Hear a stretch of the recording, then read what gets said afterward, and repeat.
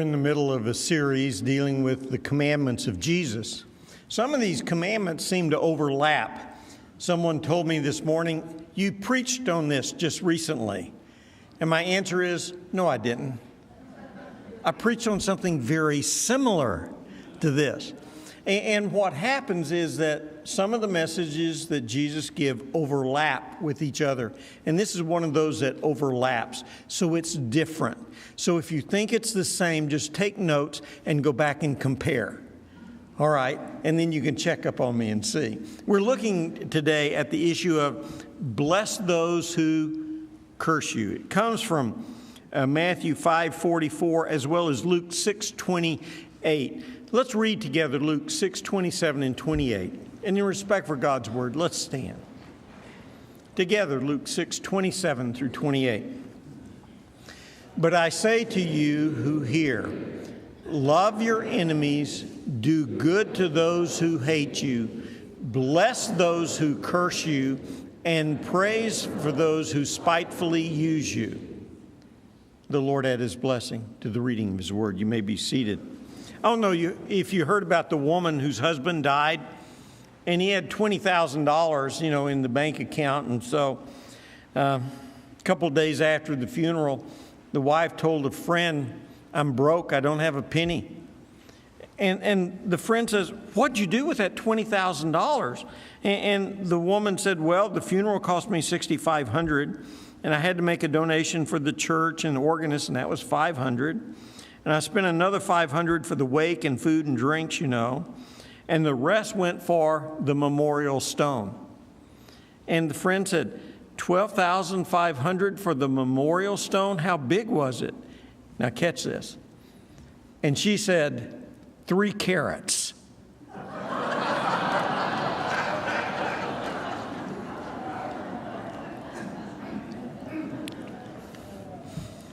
You know Lucy and Charlie Brown? She was talking to Charlie Brown one time and said, "I hate everything, I hate everybody, I hate the whole wide world." And Charlie Brown said, "But I thought you just said you had inner peace." And Lucy replied, "I do, but I also have outer obnoxiousness." It's interesting when we look at this passage that we just read together. It's part of a shorter version of the Sermon on the Mount. In Matthew, it's an expanded version. In Luke, it's a much shorter version. You don't find a lot of the Judaisms and the Jewish sayings in the Gospel of Luke that you find. Additionally, Luke says that they were on a flat plain, and yet Matthew says they were on a mount. Now, we don't know if this was a repetition of a similar topic or if it occurred at the same time where Jesus came down, talked on a flat plain, and then went up back on the mount. We're not sure about that. We do know this, that here in this brief passage, what we have are 7 actions commanded in just 4 verses. He says, love your enemies, do good to those who hate you, bless those who curse you, pray for those who mistreat you, do not retaliate when others attack you, give freely to those who ask of you, treat others the way that you want to be treated. The problem that we have as we focus on just one of these today, bless those who curse you, is that we struggle with our mouths. Don't give me those pious looks. Well, why did the Apostle James say, out of the same mouth comes blessings and cursings? My brethren, this ought not be. And yet we do. And I won't mention anybody by name, but they came up to me this morning and says, "Before you start, I want you to know I have a problem with this message." And I says, "I know that because I have a problem with this message." We all struggle. When we are cursed, we do not want to bless. And yet that's exactly what God would have us to do. We don't understand blessing and cursing. We don't really understand. Let me give you just a brief rehearsal of what blessing and cursing is. You look at blessings. The word blessed in all its various means, blessed, blessing, blessed, all those things, is used over 500 times in the Bible. In the Old Testament, the word for blessed primarily is the word barak. And it conveys the idea of to kneel before. And so in the imagery of what a blessing is, it's like kneeling before God and asking Him to render goodness to someone or something. That's what blessing is all about, the rendering of goodness. Now, sometimes we say happiness. When you look at the New Testament words that are associated with blessed, often in some of the translations, rather than saying blessed, they say happy is the person. Well, happiness is actually the reaction we have to goodness that is bestowed. And so when we're looking at the issue of blessedness, what we're looking at is a condition of receiving that which is good. And when we receive that which is good, that does tend to make us happy, I have to admit. But that's what blessedness is about. Now, you look at the issue of cursing. Now, cursing to us is not the same thing as cursing in the Bible's times and in the Bible in general. To us, cursing is using a four-letter word. Though like is a four-letter word, and so is good. But we have certain words that we consider taboo.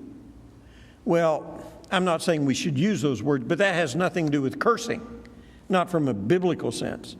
In the biblical sense, cursing is looking at something with intent to bring on them that which is not good. Matter of fact, in the Bible, the word that is used for curse, etc., is used over 500 times. 500 times. By the way, only about 100 of them are used in the New Testament. Very few times. It's almost a 5-to-1 Old Testament, New Testament. That's interesting, isn't it? In the Old Testament, the concept of bringing a curse or pronouncing a curse upon somebody was to ask or to try and get something negative, not good, upon individuals and things. In the New Testament, when we look at the issue of cursing is very rarely used.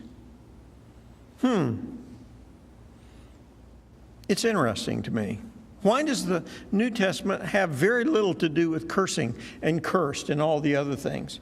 Because the emphasis of the New Testament is blessing and love, as opposed to calling down things. What we see from blessings and cursings is there's a real emphasis placed on the spoken word. That when someone curses you, for some reason it seems to take power. It invokes something on you negatively. And if someone speaks blessing upon you, it invokes something that's good. Now, how many of you prefer blessings over cursings? So when someone blesses you, we go, yes, I deserve it. And when people curse us, we say, no, I don't. I don't deserve that. The thing we have to understand is that people put power associated with words. Now, I understand this biblically, that no one has the ability to truly curse me. No one has the ability really to bless me. Only God does. So if a person's trying to curse me, they have to go through God first. Just because they're a witch doctor or a practicer of another religion and they pronounce a curse on me, I have nothing to fear because God is in control and He allows nothing in my life that He does not allow. So I don't go around worrying about people who curse me and say, may your car blow up. It may blow up, but it's not because of them. But what we happen is we put so much emphasis on the spoken word that sometimes we become self-fulfilling prophets. Someone curses us, therefore we look for the bad. And we think, oh, they cursed us and this has happened and God is after me. No. No one can get to you apart from God himself. And so we have a protective element. So I can curse no one. I mean, I can say words, but can I invoke negativity? No. Can I invoke blessing just by saying a word? I understand you can bless people by giving an encouraging word. I understand that. That's not what I'm talking about. I'm talking just by saying something that is magically induced in another person.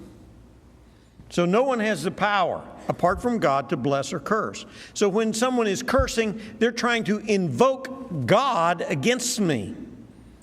And when I curse another person, what am I trying to do? Invoke God to bring negativity on them. The same with blessing.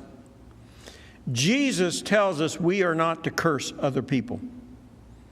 We're to bless them. And when they curse us, we are to bless them. There are reasons why we should bless others instead of cursing them. I was reading some from Dr. Michael Brown's book, The Real Kosher Jesus. It's a good book, a Messianic Jew. And he has 5 things that he says, and I've adapted them to my own words and things like this. But let me give you 5 reasons that he gives, and I've adapted, for why we should bless people when they curse us. Number 1, it is an example of God. Hey, what have we done to God? We've cursed him. We've denied him. We've sinned against him. And we have done everything imaginable. And what has he done for us? Loved us, blessed us, given us a Savior to pay for our sin. And so if God, whom we curse, blesses us, shouldn't we do the same thing for others? Shouldn't we? His example. Additionally, it shows patience and long-suffering towards the ignorant and unbelieving. This week, for fun, I watched an older movie by Ben Stein called Expelled. Anybody seen that movie? Great movie. It is a tremendous movie. Here he is, a Jewish person, arguing against all those who stand against intelligent design.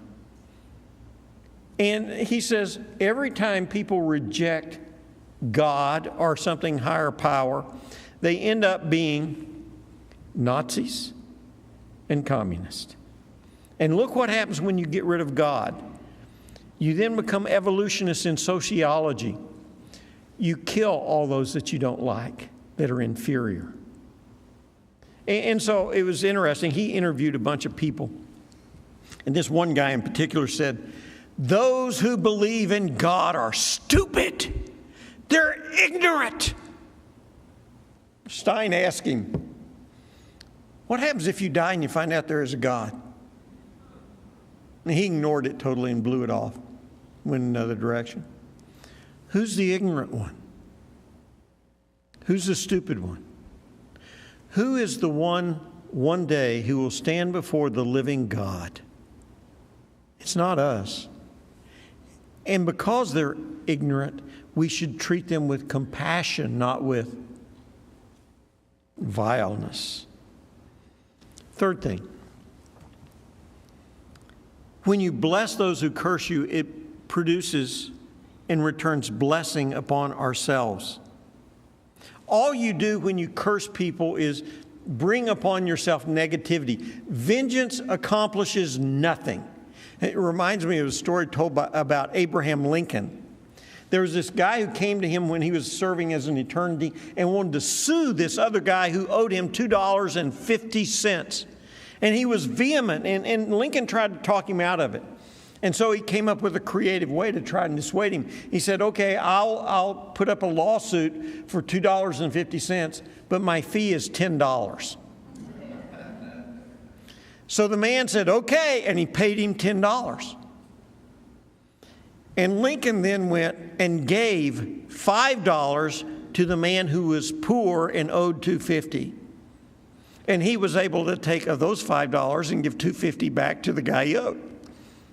Now here's the amazing part. The guy was happy. It cost him $10 to get $2.50. It doesn't pay. That's good, not good economics. But that's the way it is with anger and bitterness. We end up paying more than it inflicts. And when we bless, we get blessed. In many ways in life, God gives us what we sow. You sow anger, bitterness, wrath, cursings, and what will God give you? Exactly what you've given others. He treats you just like you treat others. Fourth reason. It produces more good fruit than words of anger and frustration. When you give fire for fire, what happens? You get a bigger fire. All you do is heat up the situation. But you can break that cycle. That's why Proverbs says, a soft answer turns away wrath. Don't fight fire with fire. You render good. I was reading in Brown's book, and he said, a few months ago, I was reminded that we really don't know what's happening in another person's life. I challenged the views of a woman who consistently defended abortion on Christian websites. And a few days after our last interaction, she posted this note publicly on my Facebook page. I want to apologize for writing crazy comments about killing babies in your article. I was trying to live without God and His principles in my life. And I thought about the happiest time of my life. That was when I was going to church and living for God. Please pray for me. Thank you. Dealing with her in kindness accomplished a whole lot more than escalating it in anger. And finally, it breaks the cycle of anger and bitterness.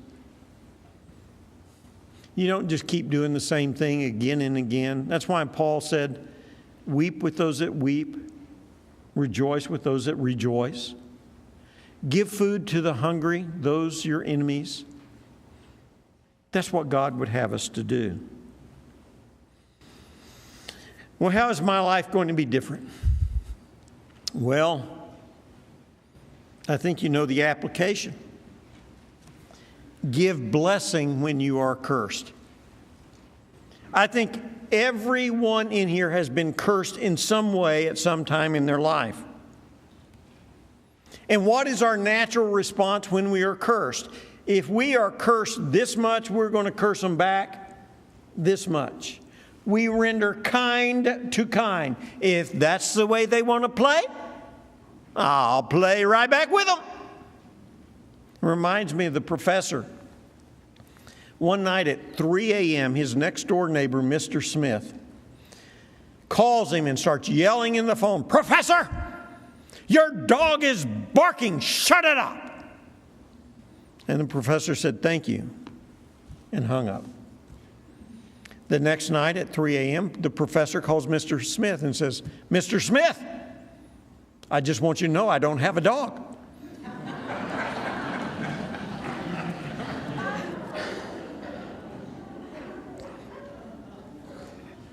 Isn't that our tendency? Jesus blessed when cursed. He blessed when cursed. And He expects us to do the exact same thing.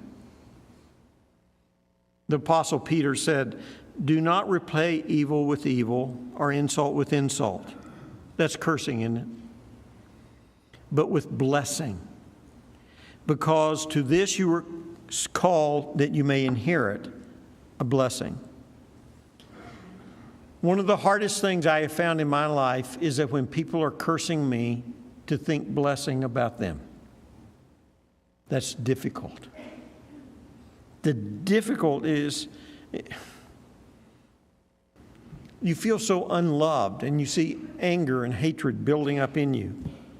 But the thing that distinguishes us as Christians from all other people is love. Love is the identifying characteristic. And it's our responsibility to show that. Someone once said, love is the identifying mark of Christianity. In a world of hate, envy, and anger, love sticks out like a healthy thumb. When anyone walks away from an encounter with us, that person should remember our love, not our convictions.